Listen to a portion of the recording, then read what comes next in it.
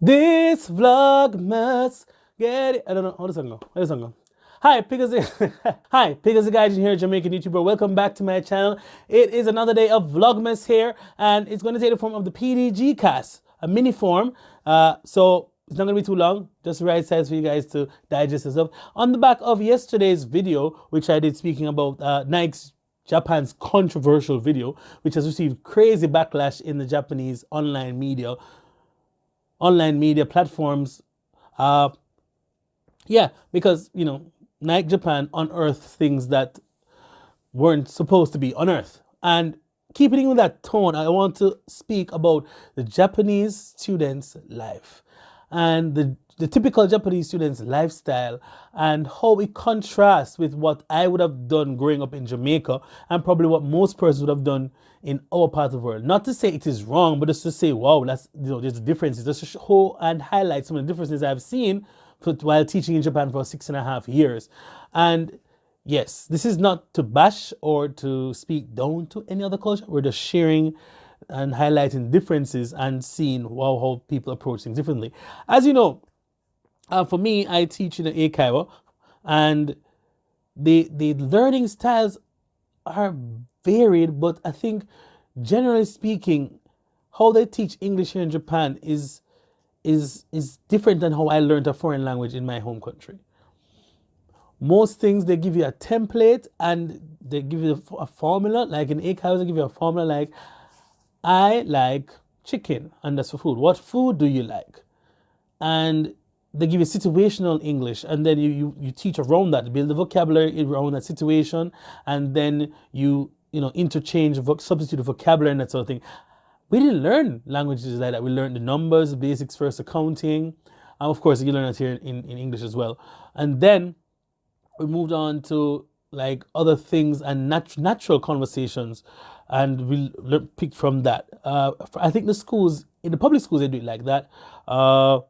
In the private schools is a lot more. In the after school programs like ACAV is a lot more focused on just being able to recall. There's nothing about creativity or critical thinking that's really involved from what I have seen in my 6.5 years here. Now, notwithstanding, how they learn, how they're cultured is different from how I was taught growing up.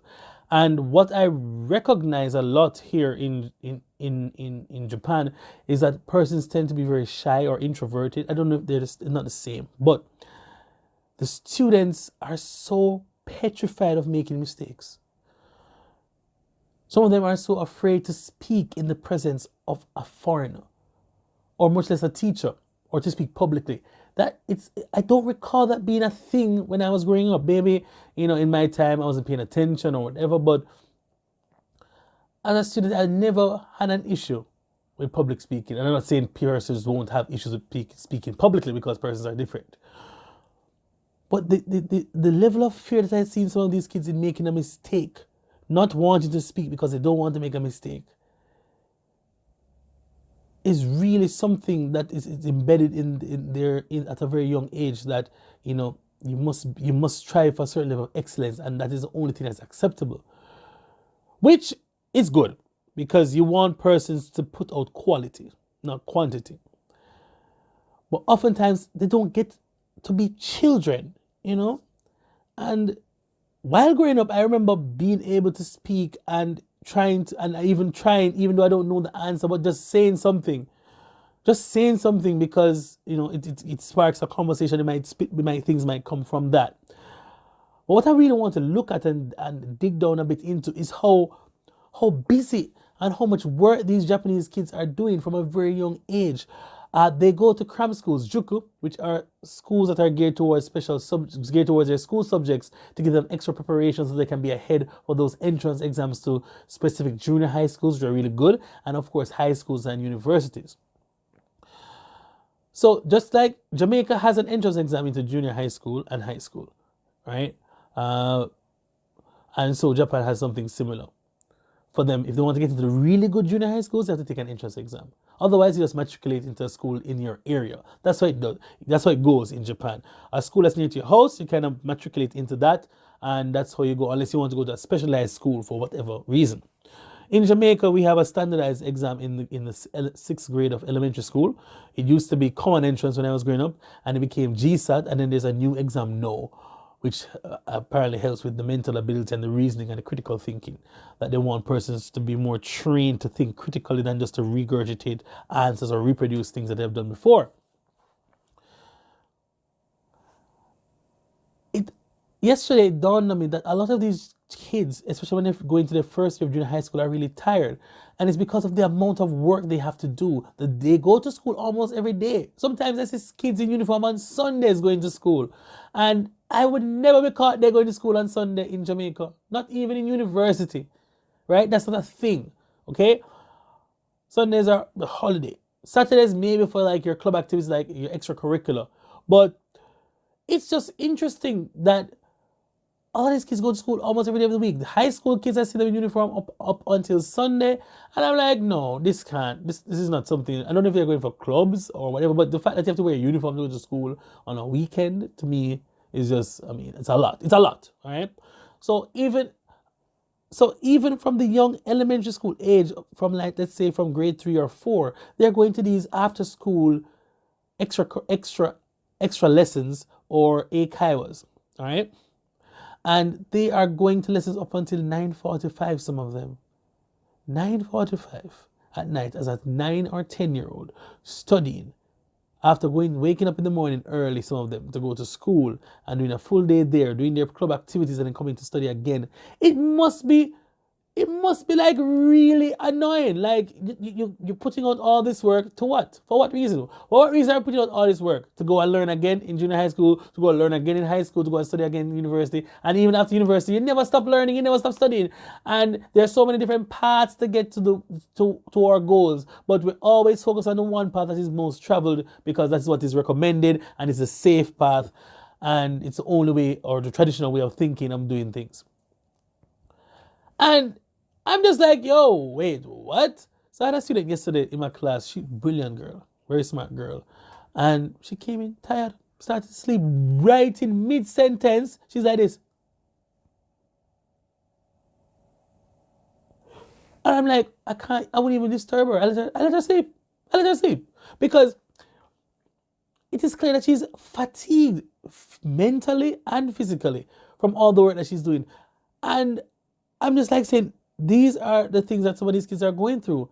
And sometimes that's why some of the kids act like how they act in their class. You don't know what they're going through. You don't know what their home life situation is like. You don't know if their parents are, if their both parents are married, if they're living with both parents, if they have to stay with their grandmother. You don't know what other things are happening in their life. And we only see them when they come into the classroom. And this is what you get. And sometimes I am guilty of being impatient with some of them. Sometimes after teaching them this particular thing and they are unable to grasp the concept. So sometimes I get frustrated. I'm human. This happens. And it must be really the worst ever because you can imagine going to school every day, then going to school for long hours, and then there's not enough time for you to relax and be a child. So apparently, a lot of these kids come to the AKIWA to relax and have fun because it's their break from real school and real work. And English is Tanoshi. Tanoshi is fun.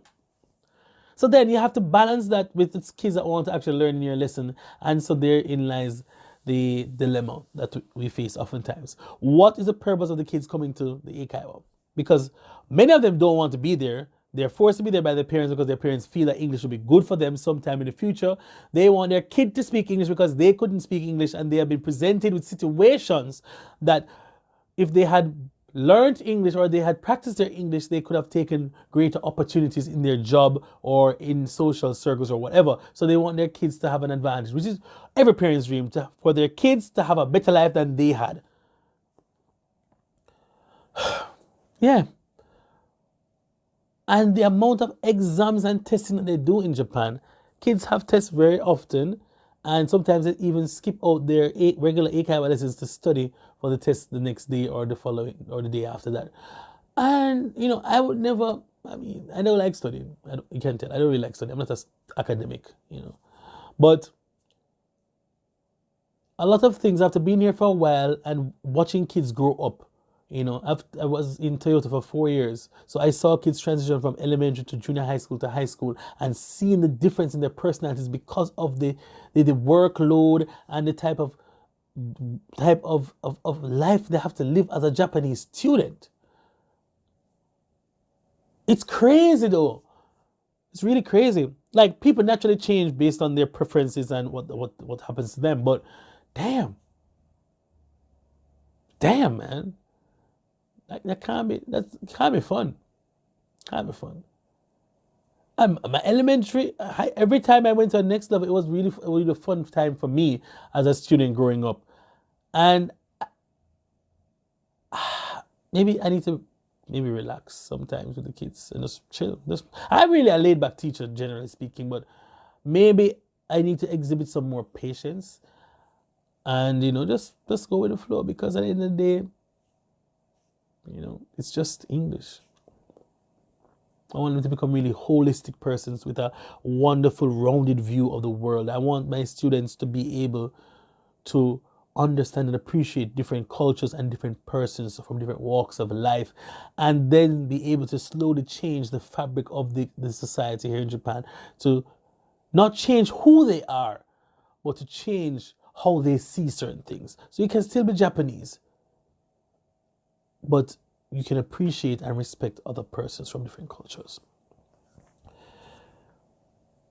And I think that's one of the underlying messages of the Nike advertisement was to be able to respect other people and their cultures, and to be open to listening to them. Other persons don't want to listen. They hear, but they don't listen. Yeah. And just a time back also, with how they do homework here in Japan, a lot of them, they just look in, they have a workbook, they have a solution, they have the homework and they have the solution. And a lot of times I see my students, they're just copying the solution from the solution answer booklet and just writing it back down. So I'm like, are you actually doing the homework, or are you just copying the solution?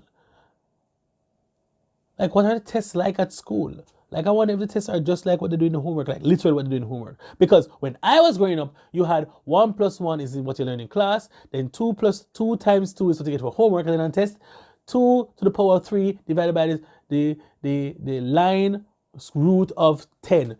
And you're like, wait, what? When did we learn this? But we have to apply what you already know to solve these equations or solve these problems. I don't know. Yeah, but that's what I think about the Japanese student lifestyle. I think it's just a whole lot of unnecessary overworking of the students, and they don't really get to enjoy being children. In my opinion, that is. And of course, in elementary schools, they walk to school. Okay, in junior high school, they're able to ride their bikes and that sort of thing. And in the winter, the elementary school kids have to wear shorts. They're advised not to wear the long pants, because they have to build up their resistance. So they must gamanshite, which is like being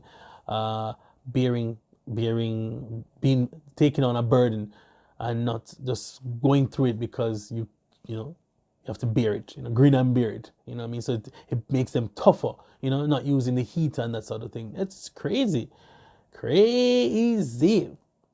Right? But yeah, apparently also they have to do a club activity, extracurricular activity at school. But by the third year of junior high school, they can stop doing it, because they have to prepare for their high school exams if they want to go to high school. Because in Japan, you only need a junior high school education to get a job. Then it's all about years of service, and you can work your way up in a company. The 4 years you spend in a university, you've already moved to a certain level in a company, and be at an advantage for somebody who's a university graduate, because of the hands-on experience that you get working in that particular job or field. Yeah. So, tell me, what do you think? Do you think the Japanese student lifestyle is crazy, or is it just okay? Is it par for the course? Let me know in the comments below. And this is another video in the Vlogmas. Please make sure you hit the notification bell to know when my videos are coming out. Videos should be coming out almost every day until the 25th of December, because it's Vlogmas. This Vlogmas. I don't know what that was about. But yeah. Also, please make sure, guys, you need to cop the merch. The links are in the description down below. Please cop a pullover, cop a t-shirt. It goes towards helping support this channel. My computer is dead right now, and I would love to get a new computer ASAP so I can produce some nice animated videos maybe, or something different, you know what I mean? So support the channel. Love you. If you can't be good, be creative. Pig as a guy, Jamaican YouTuber. Ikima Show.